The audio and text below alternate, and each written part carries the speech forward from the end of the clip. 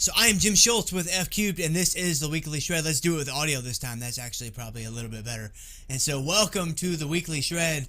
So this is it, man. You made it to the show. It's Thursday night. What we try to do here each week is give you guys, all the tools, all the tips, all the strategies, all the tactics that you guys need for some radical physique transformation. And I am going to be your tour guide tonight. So tonight we're only live on Facebook and YouTube, and from everything I can gather, it is actually working reasonably well. So if you guys are checking this out on Facebook or YouTube, hey, drop me a comment down below. Let me know where you guys are watching from. I would really love to know, where you guys are at. And of course, as we move forward, you got any questions, you got any comments, you got any likes, you got any hearts, toss them my way. I would absolutely love to hear from you guys. So here's what we're going to talk about tonight. We are going to talk about consistency and intensity. And we are going to remind ourselves that when it comes to radical physique transformation, right, when it comes to really making lasting change, which one of those is more important, right? I mean, this is kind of a piggyback off of last week, right? We kind of talked about this last week when we did the Weekly Shred on, what is it really going to take to radically transform your body? And we talked a little bit about this. In fact, consistency was the foundation of what the whole thing was about. But I thought, let's go a little bit further. Let's go a little bit deeper in this subject because it is really, really important. I think that most people genuinely believe that what they need is a heroic effort. What they need are some herculean skills, right, to get from where they are now to where they want to be. Well, here's some good news for you. You don't need to be a hero. You don't need to be Hercules. In fact, you don't even need any talent whatsoever. This is honestly one of the greatest things I love about fitness and bodybuilding and everything related to physique transformation. You don't need any special skill set whatsoever. You can be very average, you can be very below average, as is the case, for me, and you can make some reasonable progress, right? If you put your head down and you're willing to grind and you're willing to press forward and you're willing to, make adjustments along the way, you can really do some pretty incredible things. And so let's remember that here on the front end. It's right foot, left foot. Or for you guys, it's probably right foot, left foot. Or either way, now I'm covered. It's right foot, left foot. Right foot, left foot. Right foot, left foot. It's nothing heroic. It's nothing Herculean, right? All you really need to do, we're going to get into some specifics here in just a second, right? I really pride myself on giving you guys some really tangible things each week that you can start to use right away. So it's not just all, fluff and, frills and mindset stuff and, just believe you can do it and it'll happen. And that's honestly kind of important. But, man, we need some tactics. You're thinking, man, I'm on the front lines. What can I do to actually, reach my goals and transform my physique? Well, we're going to get to that here in just a second. But before we do, let's remember that at the end of the day, here's what you need to do. You need to do exactly what you did yesterday. You need to wake up today, or since you've already done that, maybe wake up tomorrow, and you need to basically repeat what you did today. Nothing fancy, no games, no gimmicks. You just need to go right foot, left foot, right? You don't need to do anything you're not capable of doing. You don't need to, be someone that you've never been or that you don't have the skill to be right now. You just need to be who you were yesterday and maybe a tiny bit better. You just need to be whoever you were, 3 days ago and maybe just a little bit faster. Maybe just a little bit stronger. Or maybe today, your best effort is just to completely repeat what you did yesterday. Maybe it's only 80% of what you did yesterday. If that's all you got in the tank, then that's all you got in the tank, right? Consistency over intensity. Consistency is going to beat intensity every single day of the week. And so let me know what you guys think about that, man. You guys are on Facebook. You guys are on YouTube. I think I've got them both up. I would love to hear what you guys think about that. Consistency and intensity. So, all right. So what we're going to do now I want to go a little bit further with this, obviously, right? I want to go a little bit deeper into this idea, and I want to give you guys some really tangible things that you can work on. So we're going to talk about this in 3 different ways.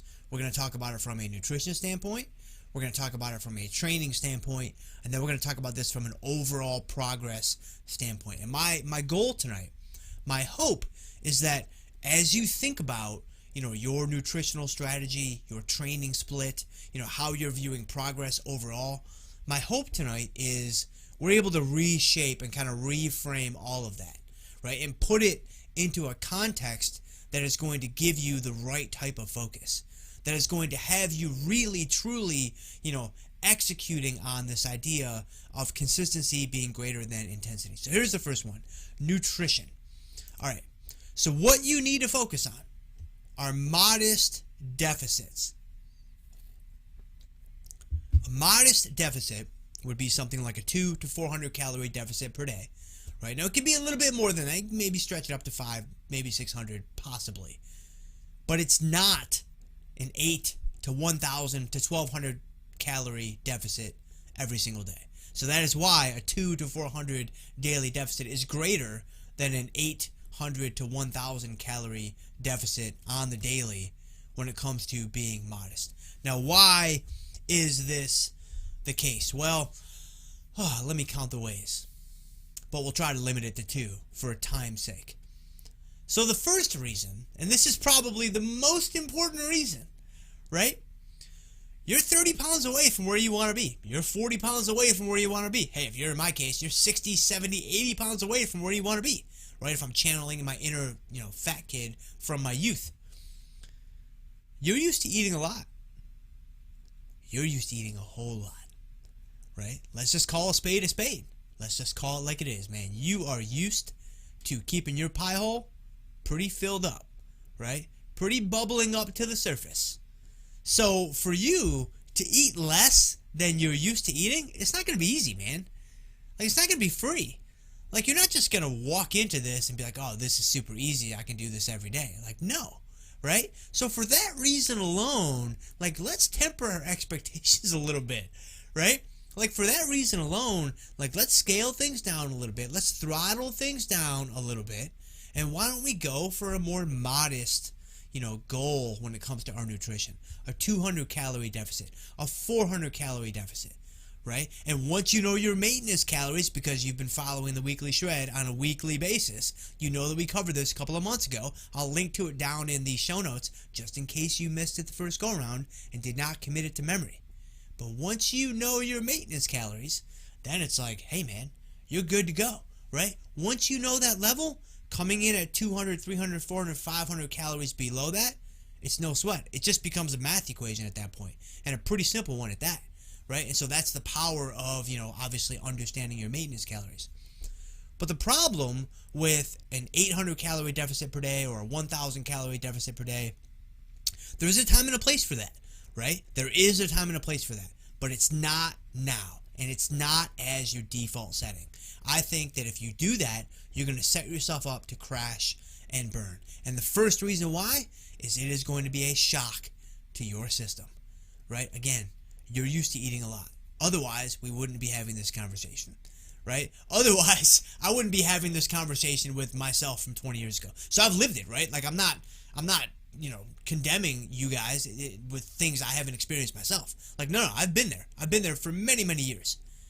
And the truth is, we were pretty well fed, right? And so when you come in at any kind of a deficit there's going to be a cost to that, right? Like, there's going to be a hunger that's involved, both literal and figurative.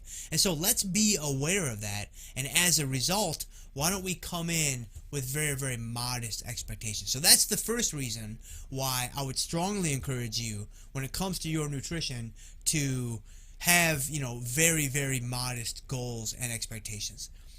The second reason why I think you gotta temper the expectations when it comes to your nutrition is you're going to need some ammunition. You're going to need to leave some bullets in the holster for later on, right? Because again, right, I'm really trying to speak to those of us out there that you guys got big goals, man. You got big goals, you got lofty goals, right? You got 30 pounds to lose. You got 40 pounds to lose. You got 60 pounds to lose, right? Like you're ready to make a big splash, right? Like pun intended. Like you're ready, right? Now, a lot of what I say will apply if you have 10 or 12 or 15 pounds to go too. But my hope is to really reach those of you out there that you're like, man, I've never really been in great shape. Can I do it? Like, yeah, you can do it. And these are some of the things I think you should think about. If you have big goals, you are going to need to have some bullets left later on, because you know what's going to happen? Your body, she's going to stall out, right? Your body, everything's going to slow down. Everything's going to stagnate, right? That's just your body's, natural mechanism of finding equilibrium, right? Like as you get smaller, as you get leaner, as you start losing some fat, then all of a sudden your body requires fewer calories to maintain its new state because it's smaller. And so you're going to have to follow suit lower with your macros and your activity levels and all that kind of stuff, right? I don't want to go down that rabbit hole. We've talked about that before, how to break through plateaus. There's another weekly shred that we've done in the last couple of months. But you just need some ammunition later on. One of the biggest mistakes I see people make, this could be number one, I'm not sure. I know I say that every single week, but this might actually be number one. People start way too fast. People come out of the gates and they just come out guns blazing, Yosemite Sam style, and they're like, yo, I'm ready, I'm here, right? 1,500 calorie daily deficit? No problem. I got this. No. You don't got anything, because you're most likely going to crash and burn. And even if you don't, even if you hang on, right? Let's just say by some stroke of luck, you hang on for 4 weeks or whatever. What's going to happen is your body's really smart. It's really good. It's better than you are. It's going to find your new equilibrium level. And now what are you going to do? Well, you're going to have to cut to a 1,700 calorie deficit per day, a 1,900 calorie deficit per day, right? At some point, there aren't any calories left. And at some point, you're literally not eating anything, right? At some point, it's just lettuce and ice cubes, and you just got to call it a day. And so what we're trying to do is we're trying to postpone that point for as long as we can. Right? So those are two reasons why you need to have modest expectations. And by modest expectations, let me give you a good example of what I'm talking about. In the very beginning, when you start a new shred season or you start a new cutting phase or whatever you want to call it, it should be so easy. And I mean this genuinely. It should be so easy. You should be like, wow, I feel like I'm not even doing anything.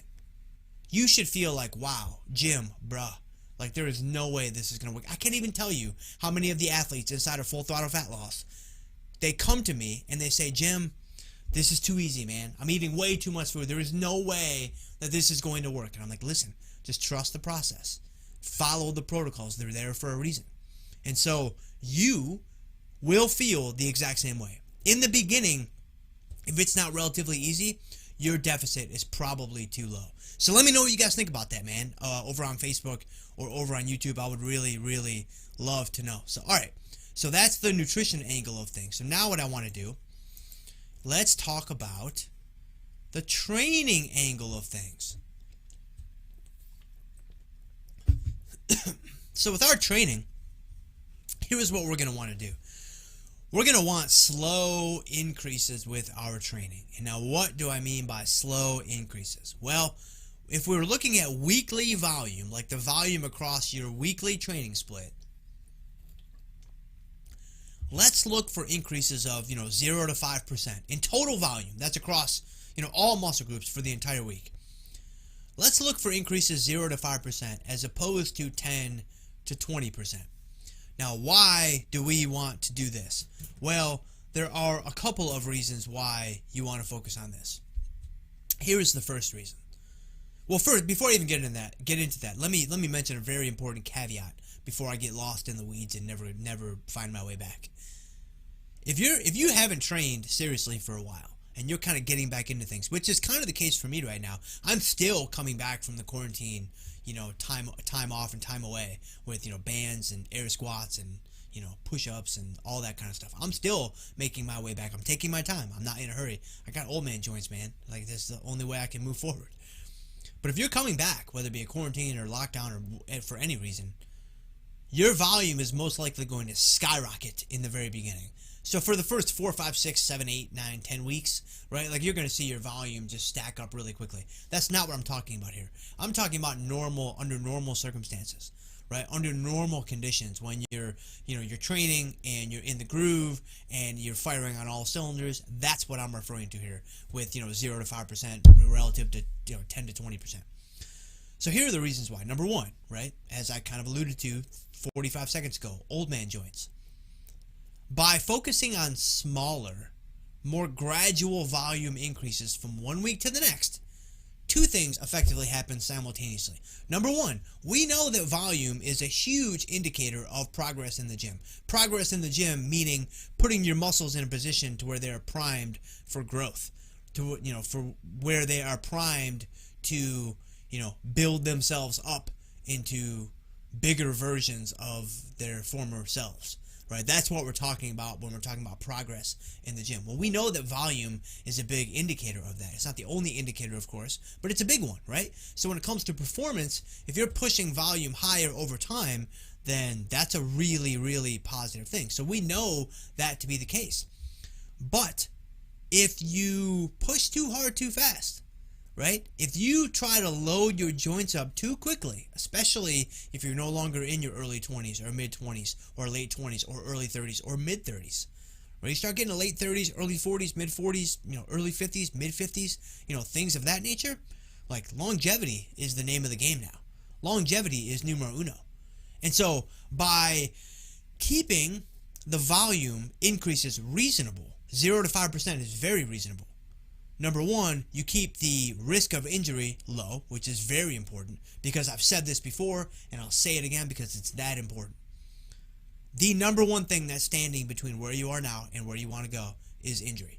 That's it, period. End of discussion, right? You're trying to get to Shredsville. You're trying to relocate to, city center, Shredsville, USA. If you get hurt, it's never going to happen. That is the number one obstacle that is standing between you and the physique that you want. So if we can, take the risk down of that happening, that's a really positive thing. That's the first, kind of nice little consequence or implication of having lower volume increases from one week to the next. The next thing that we need to keep in mind is because volume is going up, right? Because volume is going up, and we know that volume is such a strong indicator of progress, there is a positive training effect that is occurring from your sessions in the gym, right? Now, there's a lot of asterisks, underneath that or next to that or on top of that or, overlaid, against that, however you want to put that. But generally speaking, if your volume is going higher, then that is a really positive thing when it comes to eliciting a training effect on your muscles. So that's kind of the first thing with kind of 2 or 3 or 4 parts to it. But the second thing that we want to keep in mind is the reason why you don't want to increase volume too quickly, too soon, it kind of has to do with what I just said about having a positive training effect if you are increasing volume from one week to the next. It's very easy to increase volume from one week to the next if you add sets to your workout. I actually did a podcast about this just recently, and I'll link to it down in the show notes. In fact, let me make a note to myself so I don't forget to do that. Podcast, training, volume. I was talking about long-term hypertrophy, and I was talking about adding volume to your training sessions. And one of the quickest ways to do that, one of the most effective ways to do that in the short term, is to add sets to your workout. So instead of doing like 3 sets on the bench, you do 4 sets on the bench. Obviously, your volume is going to skyrocket. It's going to be much, much higher this week than it was the previous week or previous weeks because you've just added a set to your training. But you need to be careful when you choose to do that. And the reason why you need to be careful is you don't want to get trapped into this merry-go-round of what I like to call junk volume. Right, where you're doing work, like don't get me wrong, like you're pushing weight, you're putting in your reps, you're getting the sets completed, but the intensity on those sets is not high enough. Now that's a bit of an oxymoron, a bit of a misnomer, kind of ironic that I brought up. Your intensity needs to be high enough when the whole basis of tonight's shred is consistency is greater than intensity. But follow me through this rabbit hole, and I think it might make at least a little bit of sense when it's over. If your intensity is not high enough on your sets, then you need to do an audit on those sets. Before you start adding volume by way of more sets, you need to audit the current sets that you're doing. This is actually the process I'm going through on myself right now. I'm like, all right, like I'm feeling pretty good coming off of quarantine. I'm like, I think it's time for me to start adding some volume to my sessions. I am going to add a couple of sets here and there because my volume has been extremely low from a number of sets standpoint. But alongside that, and even before I do that, I'm like, all right, where am I at with my RPEs on my current sets? Are they high enough? If they're not, I need to focus on getting those guys where they need to be before I start adding sets.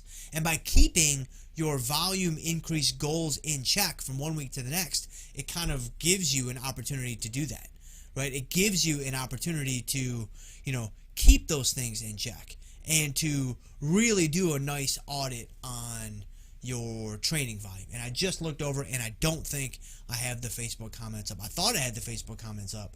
And so if you guys are commenting me on Facebook, I am probably not seeing it, and that's because I'm a total goober. And I still, after weeks and weeks and weeks of the shred, do not know how to use the internet. So hopefully at some point in the near future I will figure it out. But nevertheless, so when it comes to our training volume, we want slow increases from one week to the next, and those are a couple of reasons why, right? We want to make sure we have enough intensity on the sets that we're currently doing, and we also want to avoid injury, and we'll still be able to elicit a training effect. But here is the final thing that we want to consider when it comes to consistency being greater than intensity. We've talked about nutrition, we've talked about training. Now, let's talk about, the showstopper, the coup de grace, the climactic moment of this week's shred. Progress itself. Here is what you need to focus on. You need to focus on very, very gradual drops in the scale weight. By gradual drops, we're talking 0.5% to 1% in body weight scalage going down every week. That is greater than 2 to 3% scale weight dropping every week. Now, that's going to really kind of, twist up some knickers out there, because people can be like, Jim, what are you talking about, man? I'm trying to get to Shredsville ASAP. I am in, the carpool lane. I shouldn't even be in the carpool lane because I'm by myself, but I want to get there as quickly as I possibly can. Now you're trying to tell me that I need to slow my roll. That's exactly what I'm trying to tell you. And the reason why I'm trying to tell you that is because we're not trying to do this and then gain it all back. We're not trying to do this and then not be able to sustain the behaviors that it required to get us there, right? We as a nation, we as a global society, generally speaking, we don't have a problem losing weight. That's not the issue. The issue is keeping it off, right? It's incredibly difficult to lose 10 pounds and keep it off, right? And keep it off. It is much, much easier to lose 30 pounds and gain it all back. And I'm saying that knowing full well that it's not that easy to lose 30 pounds. In fact, it's quite difficult. But as someone who in the first half of my bodybuilding career very frequently lost 30, 35, 40, 45 pounds getting ready for the stage, only to gain it all back and look like I hadn't gained anything. Look like I'm starting over from scratch. I did it many, many times in my bodybuilding career. And so I know that game really well. I also know the game of, losing 15 to 20 to 25 pounds that's never come back on my frame. And I can say from firsthand experience, it's much more difficult to do the latter than it is the former. Much more difficult. Even though, you're more hardcore on the way down when you lose 35 to 40 pounds or 45 pounds. You're more, balls to the wall. You're more, go hard or go home. I feel like the more air quotes that I throw at you guys, the more this video is going to be viewed. So we'll try to weave in a couple more before we shut it down here in a minute. But sustainability is a game, right? Sustainability is what we're after. Right? I mean, I can't speak for you, but I'm going to try. That's what you want, right?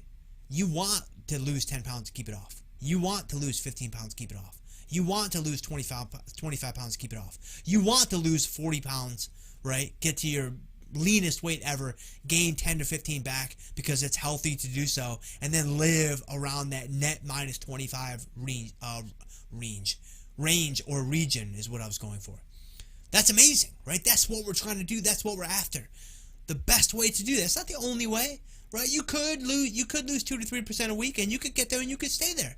but I've just seen it too many times, man. It's hard to do. It's really hard to do. It goes hand in hand with that, huge caloric deficit in the beginning of, 800 calories to 1,000 calories. And so if we take these two things together, it's like, man, I don't know.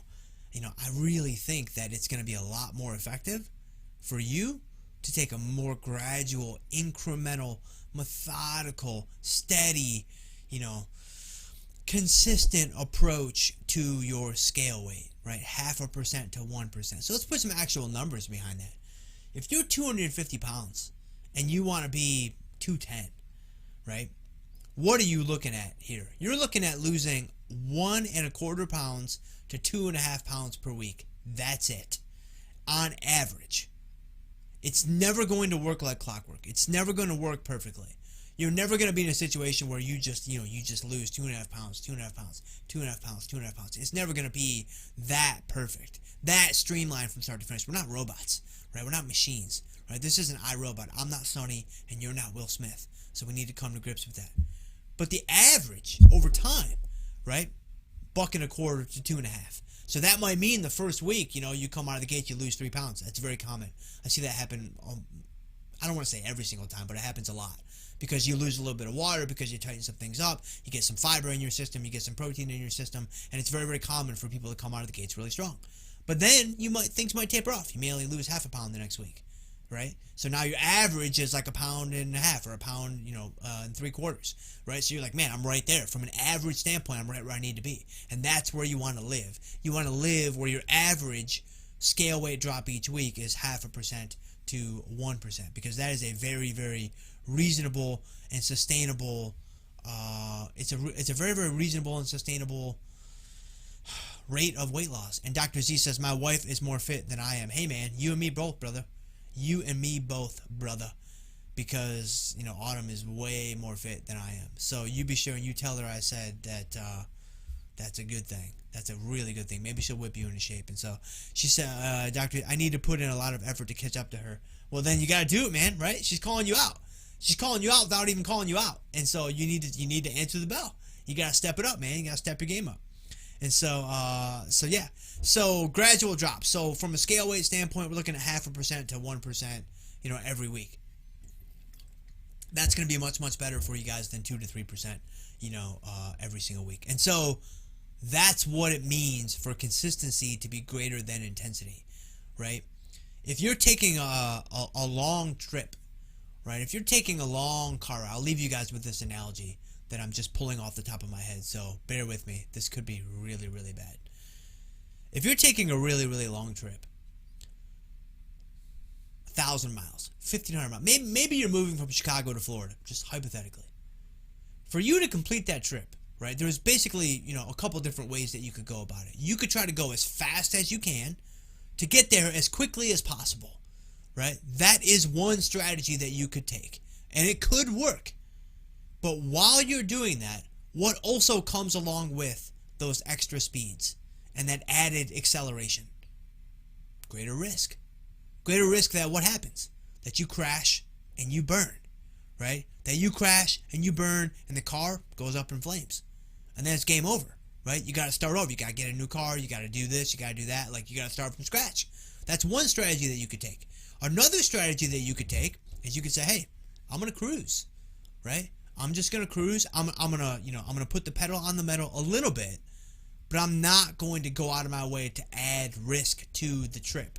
I'm not in a hurry. This is not a race. This is not a competition, right? I don't have, other teams on, the great food truck race and we're all trying to get to Florida, as quickly as you possibly can. No, that's not it at all. I just want to get there in one piece. And I'd like to enjoy the trip.